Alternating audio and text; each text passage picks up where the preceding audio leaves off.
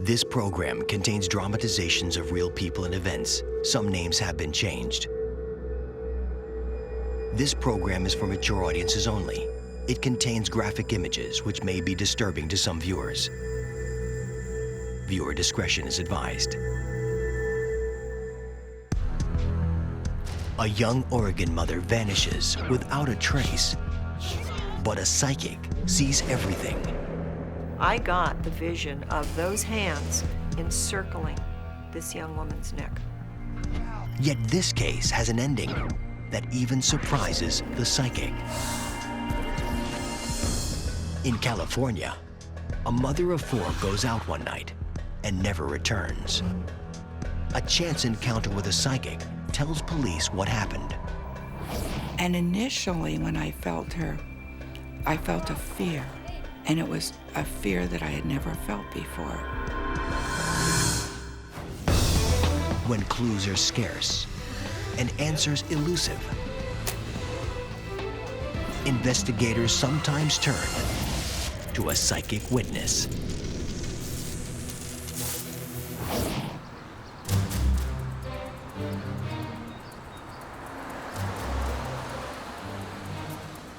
Eight miles south of Portland, Oregon, lies the residential suburb of Lake Oswego. It's here that a tale of deadly rage and unexpected love begins with a single phone call. On Sunday, March 30th, 1986, Chad Whitman phones the Lake Oswego police. It's about his wife, Zoe. To Officer Dave Alford, it sounds like a routine domestic dispute. The husband called saying that he and his wife had had a disagreement and that the wife had left and hadn't returned, and he was making a missing person report. Officer Alford goes for more details. He had the shades drawn and the light was subdued. He said he was doing that because the baby had a fever, which seemed plausible at the time. Listen, how long has Zoe been gone? Can you tell me? It's been about 3 days. I went down. Chad says that 3 days earlier, he and Zoe had a fight. Only the latest in a series of arguments over money. Zoe stormed out, as she has before. But she's never stayed away this long. Chad says after the argument, he went to Southern California for 2 days to watch his brother Rudy's ball game. His brother played for a college baseball team, and they had an away game. And he said he'd been with his brother at that game during the weekend. He suggests Zoe probably went up to Seattle, where she used to live. Yeah, they said the same Her thing. car's gone too. She's been... Well, listen, do you have the registration to the car and maybe a photo of Zoe? Alfred's gut instinct tells him something's not right. The husband seemed very passive. His emotions didn't seem totally consistent with the situation. It would have seemed that he would have been more distraught over the wife being gone, more concerned about the baby. Alfred puts out an APB for Zoe Whitman's car and calls her loved ones. But Zoe, always in constant contact with her family, hasn't called them and hasn't come back for her baby. A mother doesn't normally leave a baby for several days. So when the weekend was over, the situation became more abnormal. Then Zoe's family reveals an ominous detail that escaped Alfred.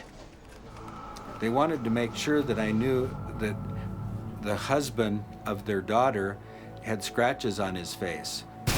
And in fact, I didn't, because he'd used the baby as a shield.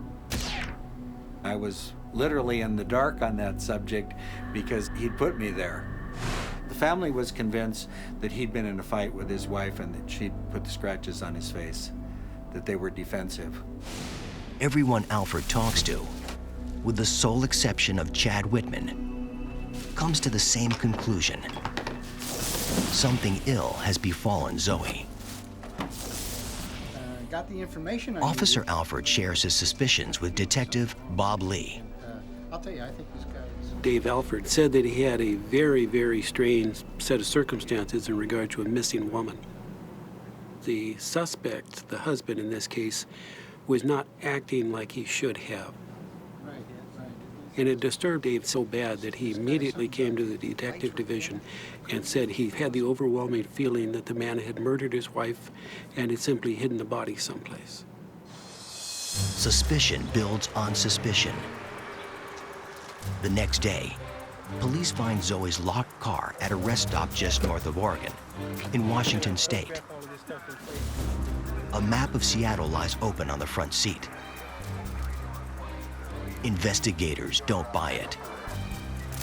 The husband had predicted that his wife might have gone to Seattle where they had friends. However, the map being conveniently open to Seattle was too much of a setup. A person familiar with Seattle doesn't need to leave a map in a car just over the Oregon border.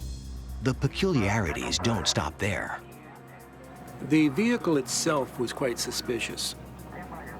Our missing woman was 5 feet tall and weighed 115 pounds. And anybody who's that size is going to sit with the seat very, very close to the steering wheel just to be able to drive the car. We noticed that the seat was pushed in a far distant position, like somebody 6 feet or slightly over 6 feet had actually driven it. Everything about the car looks like a setup. But investigators have to be sure. We combed the entire rest area and the area surrounding the rest area just in case our missing woman was going to be stashed off in the bushes someplace. And we came up essentially with nothing. A crime may have been committed, just not here.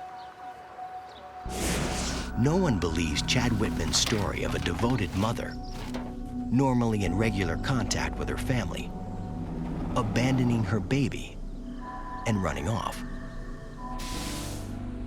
Detective Don Foreman agrees. And then you start investigating all those circumstances and turning, hey, things aren't adding up, this doesn't make sense, this didn't happen. Then it's not a whodunit, it turns into a he-done-it. But they need to come up with facts, solid proof, a case they can prosecute. Bob Lee and his team turned to District Attorney Terry Gustafson. He was absolutely convinced that the husband had done away with the wife and that this was not a missing persons case, but a homicide. And he wanted my assistance in changing it to a homicide. And so we talked about some strategies about how to do that. To prove murder, what they need is physical evidence. Lee and Alfred plan to get it. They return to Chad Whitman's apartment, this time with backup. We'd contacted the Oregon State Crime Lab and would convince them to accompany us to the location. They arrive unannounced, but Whitman isn't rattled. Sure. Y'all want to come in? He gives consent to search his apartment and doesn't interfere. We actually conducted most of our interview outside the apartment in the parking lot while the crime lab did their thing on the inside. There was a good possibility if the wife had been murdered at the residence or some great harm had come to her, that there would have been some sort of blood found. The techs use a process called luminol testing, which can reveal the smallest traces of blood. And they find not a drop.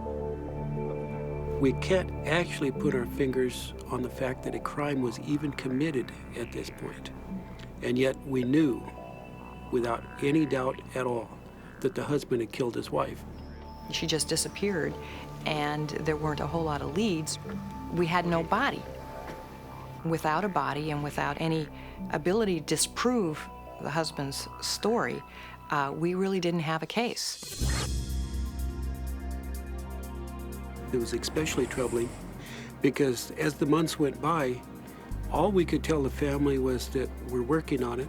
The reason that I'm calling you is that The family is working on it too. my daughter Zoe has been missing. Desperate to find Zoe, her mother contacts local psychic, Lori McQuarrie.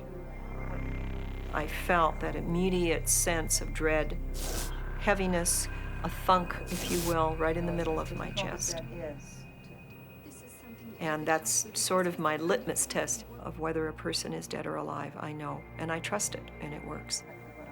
Lori feels the young mother is definitely dead. When I relayed that to the family, they agreed. They had felt the same. She was very close to her mom and would never have gone for days without calling her.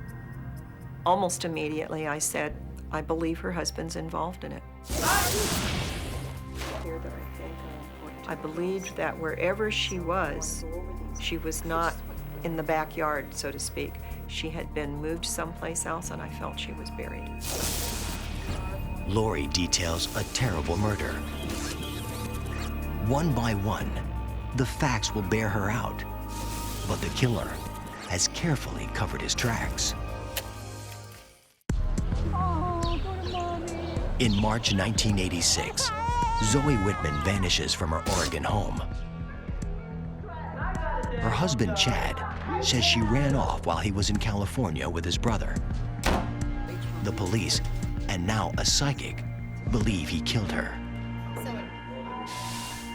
Lori McQuarrie came by her psychic ability by accident, after awakening from a 3-day coma caused by a fall from a horse when she was 18. Many times when people have had traumatic injuries to the head, they will experience this sort of bursts of ESP, telepathy kind of stuff. Lori worked as an intensive care nurse for 14 years, until she chose to become a full-time psychic in service to others, including Zoe Whitman's family. Lori's not afraid to do the legwork, like visiting a suspected killer's apartment. It's sometimes very beneficial for me in a case to physically meet with people involved, especially people who might be suspects. Well, lo and behold, the apartment was up for rent. And I immediately thought I could pose as a potential renter and go over there and meet the husband face to face. Hi, I'm Lori McQuarrie. I'm here to see you. He was very bland. Forensics techs found no evidence of murder inside. Yep. Lori's testing is different. Had fresh paint put on it. I felt that in walking through the apartment that whatever had happened there. That sense was still lingering there. Then she applies one final test. Very nice. I offered my hand because there is a physical energy that transpires between people when they touch, and that's what I had wanted. And the moment I did, I got the vision of those hands encircling this young woman's neck. I knew it immediately, confirmed it for me. Let me show you. All right. Even though he was a rather bland personality, I could certainly sense the seething sort of unrest with him in his life, period. Zoe's family asks Lori if she'll work with police. They had mentioned a Detective Lee, and I said, of course. I have no problem with that. But Detective Lee does have a Lori problem McQuarrie, with it. She had more information than she should have had without being a suspect. And I wanted to contact her and find out if she was a nutcase or not. He was a bit flippant with me. And he said, yeah. I said, I just talked to so-and-so, and they said that I should call you about this case, and I'd like to take you to lunch and check you out. It was a very poor delivery, as far as I was concerned, because I just said, you know, if you want to check me out, I'll send you a brochure. You don't need to take me to lunch. I'll give you the facts on the case. I'll put them in the mail. I didn't need to be treated that way. Can I take you to lunch? And he immediately recovered, apologized, and said no, he really, really wanted to take me to lunch. My preconceived notion of a psychic is a little old lady with gray hair, probably wearing long purple flowing robes, who's got a piece of plywood in her front yard with a handprint on it that says Madam Melba Reeds. So here's your perfect opportunity. I was extremely surprised to see that she was an attractive lady in a business setting with none of the woo-woo that I would have expected.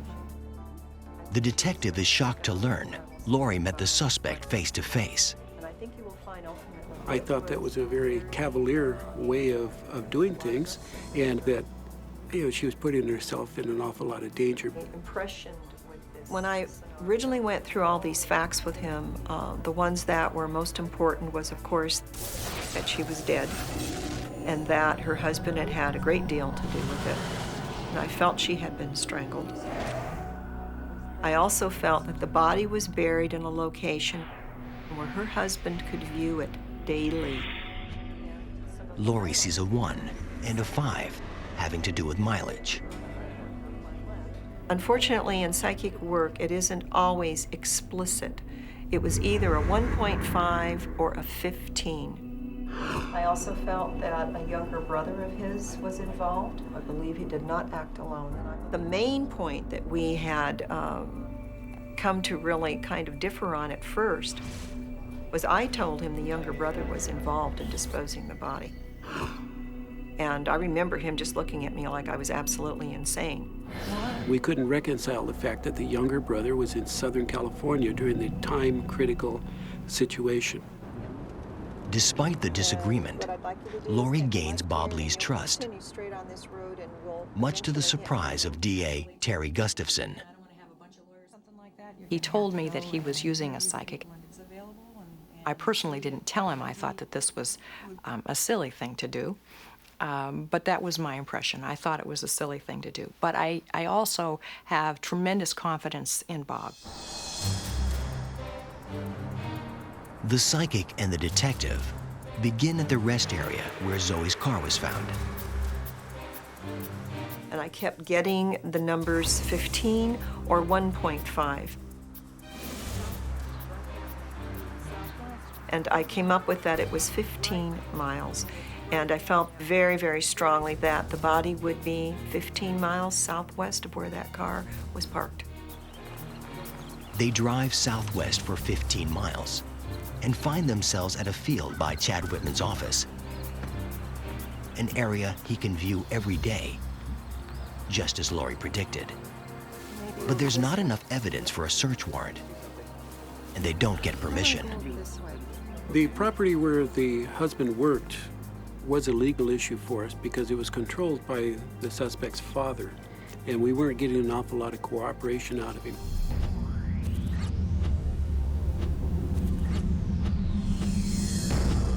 And Chad Whitman is not about to confess. He sticks by his story, nothing more. Everything's gonna come out. You're gonna find your life. Lee and Detective Don Foreman keep up the pressure. He had recently moved, and Bob and I showed up at his house. Hey, how you doing? Could we come in and chat with you? I've told you my story. And the idea was to make him understand that we weren't going to go away. We wanted Chad to crack. We wanted him to know that we were stepping up the pressure. They stay on him everywhere. During that time frame, our suspect was flittering around from girlfriend to girlfriend. He basically dropped his daughter off at his parents' house and then went on about his happy-go-lucky life, partying with his friends, hanging out in bars, running around with people at all hours of the day and night. Though authorities don't know it yet, the pressure is getting to Chad Whitman. What are you looking at? Nothing. At last, he spills it, but not to the police. My name is Lorraine Fernandez. I know that he killed his wife. In Oregon, it doesn't take a psychic to know that Chad Whitman killed his wife, but it might take one to prove it. Police have no good leads until Detective Bob Lee receives a stunning call from Whitman's new girlfriend.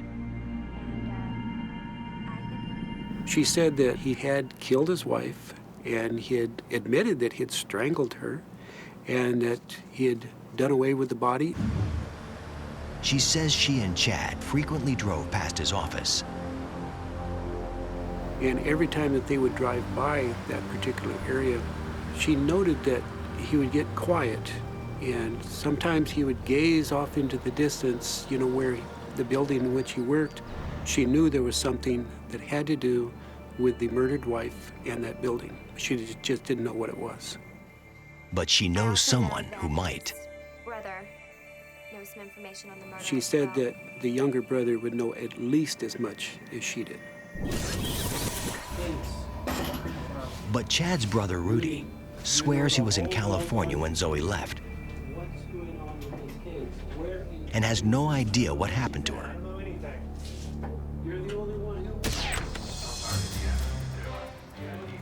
If Rudy doesn't talk, maybe his roommates will. The younger brother was the type that would talk about this sort of thing, which meant that his two roommates would know everything that he knew. All right, guys, this is a grand jury subpoena. The roommates take the hint, You will go to court, you will testify, or you will go to jail. telling all they know about Rudy's involvement. Rudy went to the baseball game in California, but it got rained out, so he wasn't there the whole time. Chad and Rudy's alibi, the baseball game, never happened. The roommates say Rudy was in Oregon at the time, and he helped Chad dispose of Zoe's body. He said he wasn't in California. He lied to everyone. He was really in And Oregon, and he was they'll helping Zoe testify. with his body. We had enough testimony that we would be able to put the younger brother in jail, period. So we contacted the younger brother, advised him he had the opportunity to either tell us everything that he knew and lead us to where the body was buried, or he could go to jail and he would stay there. Rudy decides to talk. He says Chad told him he didn't mean to kill Zoe. They argued, and it got out of hand, just as Lori McQuarrie had said. What I basically sensed was that this was a moment of rage. I did not feel that this murder had been planned out in great detail. Lori's story was extremely accurate. As far as the argument, the strangling, the location of the body, the younger brother being involved. No, I need you right now. Just come over and help me. According to Rudy, after Chad strangled Zoe, he called his brother to help him get rid of the body. They took it to a place where Chad could keep an eye on it, right outside his office. Then they planted Zoe's car at a rest stop across the Washington border, 15 miles away. With a warrant, authorities head to the field outside Chad's office and find the grave. He was working that day. We parked on purpose so that he could see our marked police car, so he knew exactly who was there. And you could turn around from the gravesite and see the front door and see where he worked. I knew this bad guy was watching us, and we found his skeleton, and I was sad, upset, angry. It was like I'm looking at this sacred area where this human being is, knowing that, you know, somebody threw boards and dirt on a person and left them there, and this person did it in a place where he's going to drive to work every day and look out in this field and know, hey, there's a body I put out there, a human being I killed. It gave me the creeps to feel that this guy had been looking down on her grave for all these months, for all this time, and that he was able to guard the victim from the police all that time.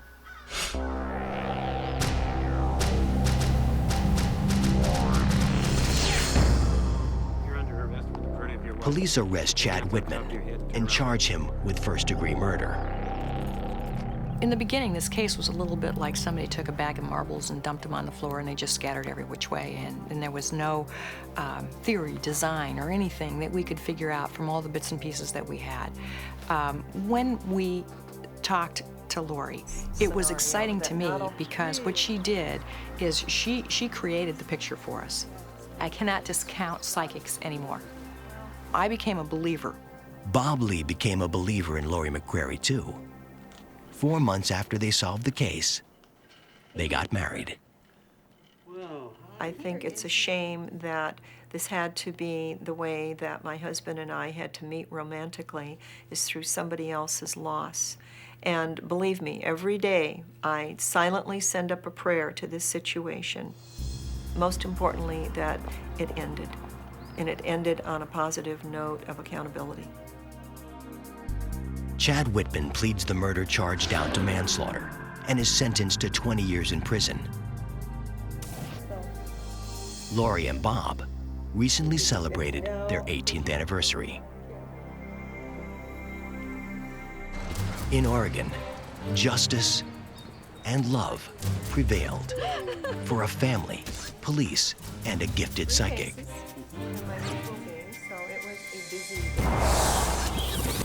In California, a chance encounter with another psychic helps a lost soul return to her grieving family. Santa Clara County in Northern California. On Sunday, January 5th, 1992, Norman and Maria Hofer are frantic.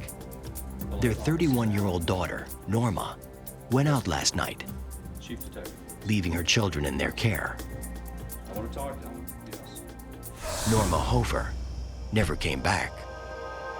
When she wasn't home the next morning, we knew something was wrong, because she was dedicated to her children. She never would have just taken off and left them.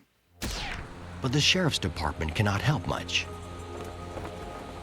They said, she's only been gone 24 hours. And I said, I don't care if she's only been gone 2 hours. I said, she's not home. She would have been home. I need someone to do something. Deputy Michelle Sandry sympathizes with the distraught parents. They were pretty upset. We explained to them that, I'm sorry, but adults are allowed to go and do what they need to do. But Maria knows Norma wouldn't just run off. We hadn't heard from her, didn't know where she was, which was so out of character for her. She was the kind of person who would walk over glass to get to her kids. Unfortunately, all Norma's parents can do is wait and hope for some sign of their daughter. The next day, they get that sign, though it's not good news. 25 miles south, in downtown San Jose, a maintenance worker finds Norma's purse in an alley.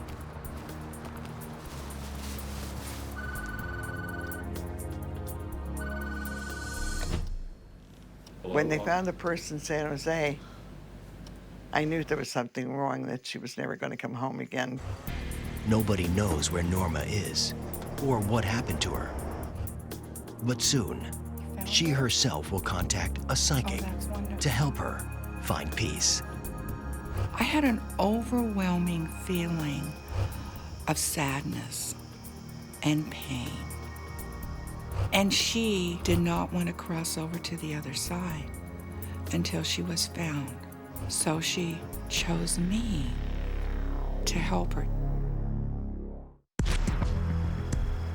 On a Saturday night in Northern California, single mother Norma Hofer goes out for a night of dancing.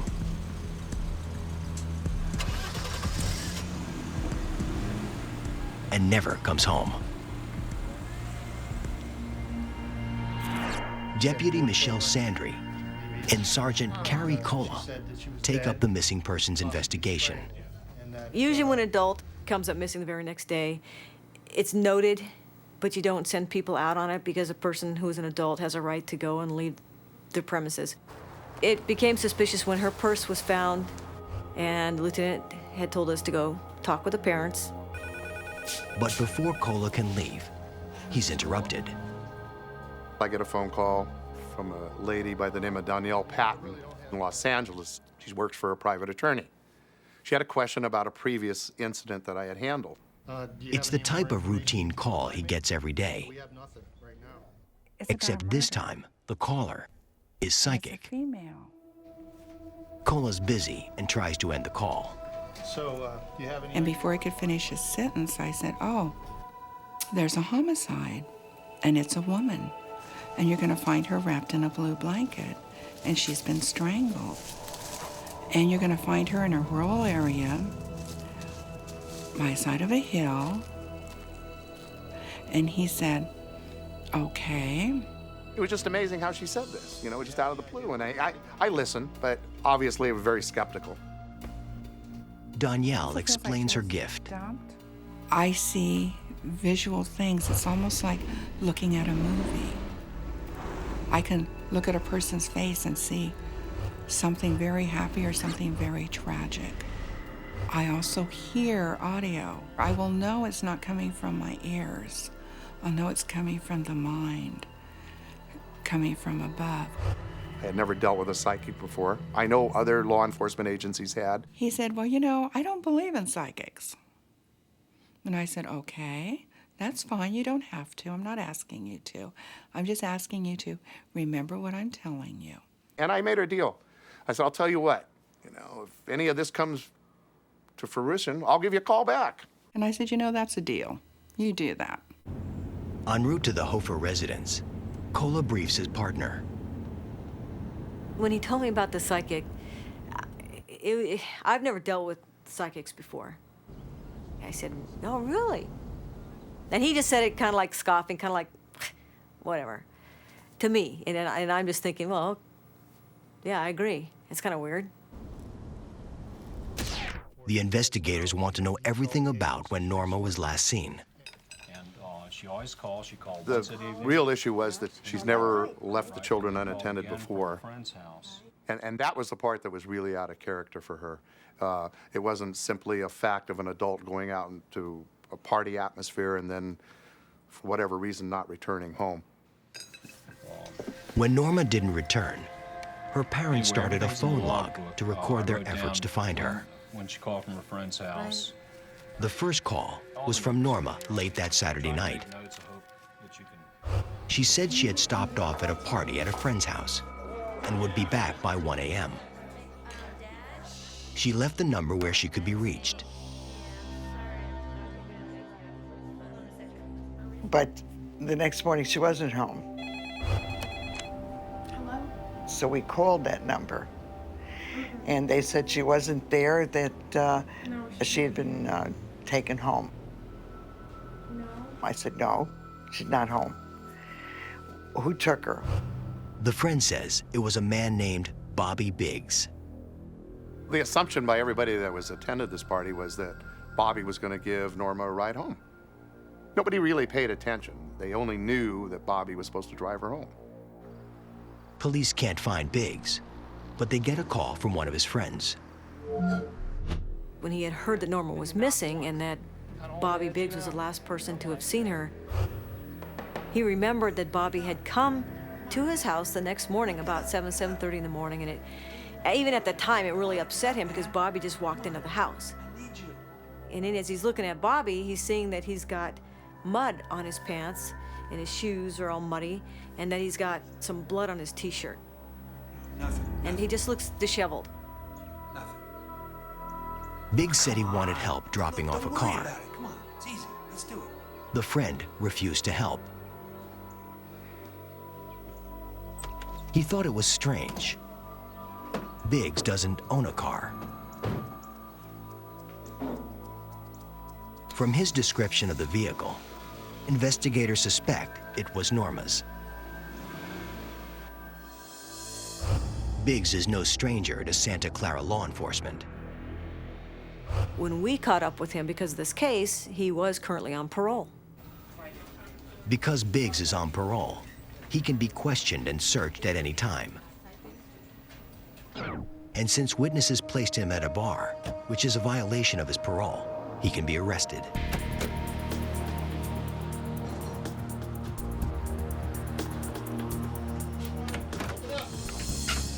They have the suspect, but only the vision of a distant psychic will put investigators on the trail of the missing woman.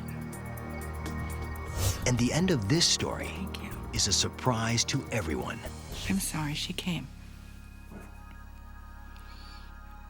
Did anybody feel her? She was standing right by your shoulder.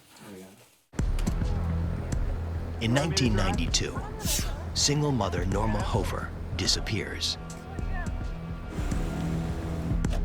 And Santa Clara investigators track down the last person to have seen her, Bobby Biggs. They arrest him on a parole violation and search his trailer. But Deputy Michelle Sandry finds nothing that connects him to the disappearance. We had all kinds of suspicions that he was the one who probably was the reason why she was missing. But at this point, we didn't have a body. We didn't know what had happened. You know, who knows? Maybe she did just up and run away. We don't know. Investigators observe scratches on the suspect's hands, arms, and face. The wounds appear to have been inflicted by someone defending against an attack. But Biggs claims he scratched himself on rose bushes while doing yard work. He gives them his version of what happened the night Norma disappeared. He admits he was at the party with Norma. He claims the next morning, she gave him a ride to the store to buy beer. Then, according to Biggs, Norma dropped him off at a park. He assumed she was going home, and he hasn't seen her since. Biggs insists that he and Norma have known each other a long time. He'd never do anything to harm her. Police suspect Biggs is lying, but they can't prove it. It doesn't add up. At this point, the only thing keeping their suspect in jail and off the street is the parole violation, according to Sergeant Carrie Cola. It's still very circumstantial at this point. You know, all the suspicion is focusing on him. But what could we charge him with? There was nothing to charge him with at this point. Investigators need evidence and serve a search warrant at the last place Norma was seen alive, the house where the party was held. The owner of the house was not there Saturday night. I mean, it was on the bed. She says that she came home Sunday afternoon and discovered someone had trashed her room. Donna! What? They find what looks like bloodstains on the It's mattress. not there. This is all new bedding and mattress and everything. Crime scene technicians collect samples from the mattress, the wall, and the carpet. Forensic tests confirm it's blood, Norma's. But still nothing that incriminates Bobby Biggs. We've got ourselves a suspect. We've got ourselves a crime scene.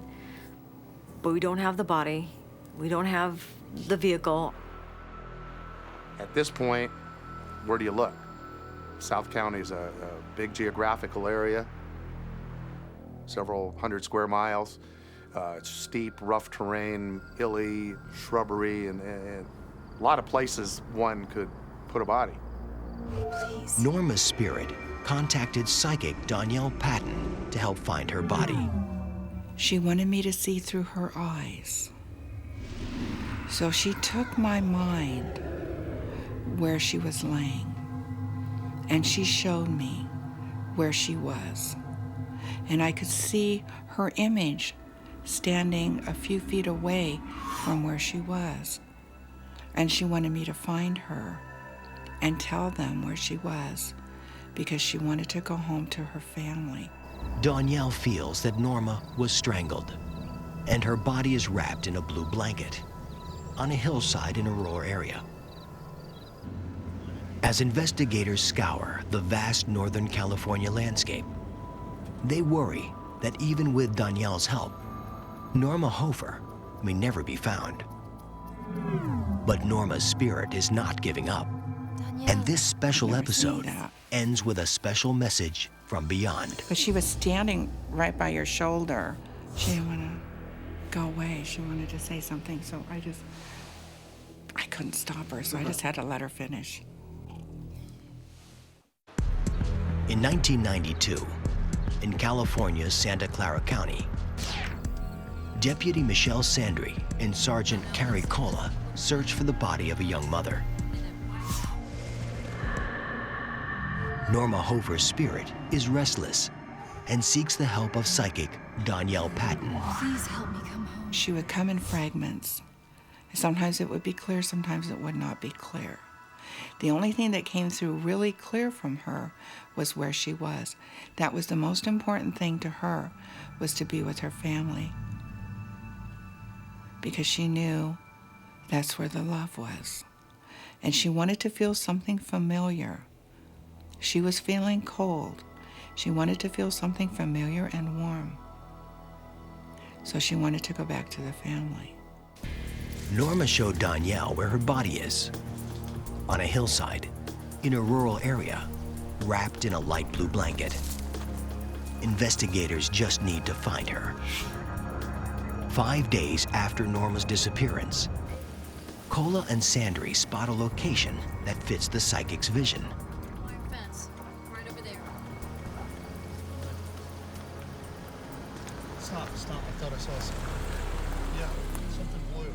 Barely. I got out of my car. I look and I see a silhouette. I immediately called my partner and said to Michelle, get over here. There is a body. There's a body, I would say maybe 15, 20 feet into this thicket. You could tell that the body's laying flat on its back with a light blue blanket covering her. And Cole and I just kind of look at each other like, you've got to be kidding me. This has got to be Norma. You're going by at 100 miles an hour, if you will, Dispatch. in this investigation, and all of a sudden it's like hitting a wall. You're relieved because now you've concluded the missing person's part. But there's still an emptiness about, was a human being a few days ago. Now she's dead, children left behind. And going back in. The site is just 3/10 of a mile from suspect Bobby Biggs' home. Norma's parents get the news. They finally found her where the psychic had told them she would be. So that's something to be grateful for anyway, because there's nothing worse than to never have closure. The medical examiner tells investigators that the hyoid bone in the neck has been fractured.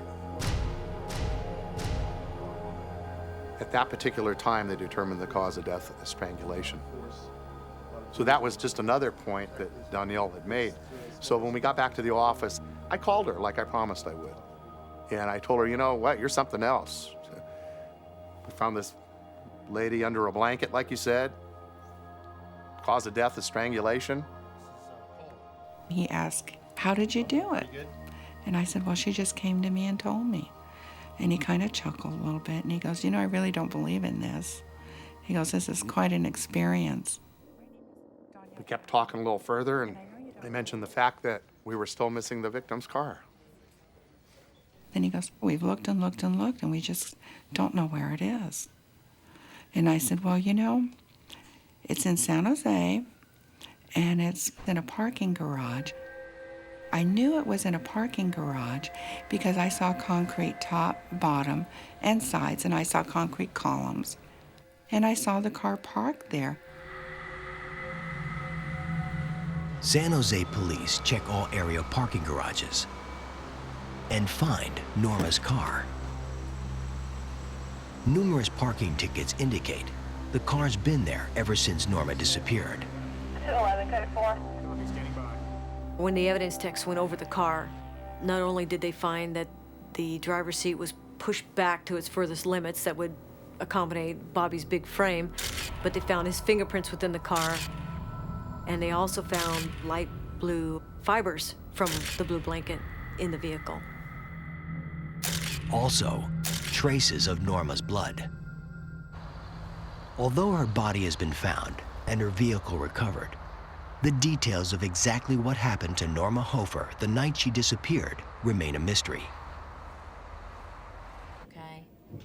Then authorities find a young man who had been at the party with Norma. He had been afraid to speak before, but now he has to get it off his chest. He says that after the party died down, he was trying to sleep on the couch in the living room. He heard a terrible banging noise, thumping, like someone being thrown against a wall. Then he saw Bobby Biggs. He was carrying what looked like a body wrapped in a blue blanket. So this young kid pretty much tied the whole thing together as to what we had assumed had happened that night. Bobby Biggs pleads guilty to the first-degree murder of Norma Hofer and receives a life sentence, eligible for parole after 25 years. I'm going to make sure when he comes up for parole that if I'm not there, one of the kids would be there to say he shouldn't have parole. I don't ever want to see him get out, personally.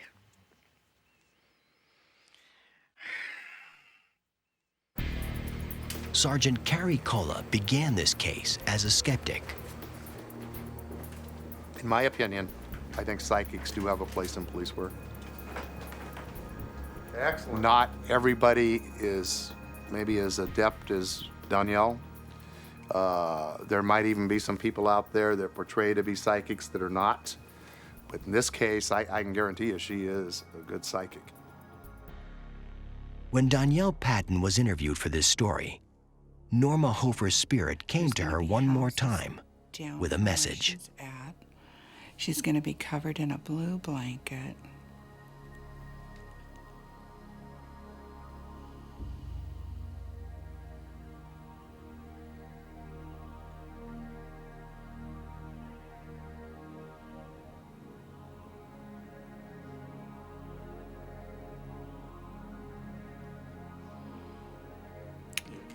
Thank you. Yes. Wants to take a beat. You're safe. Yes. I will tell them.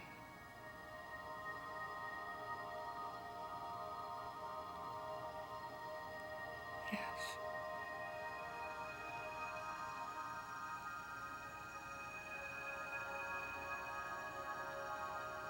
Yes, I will.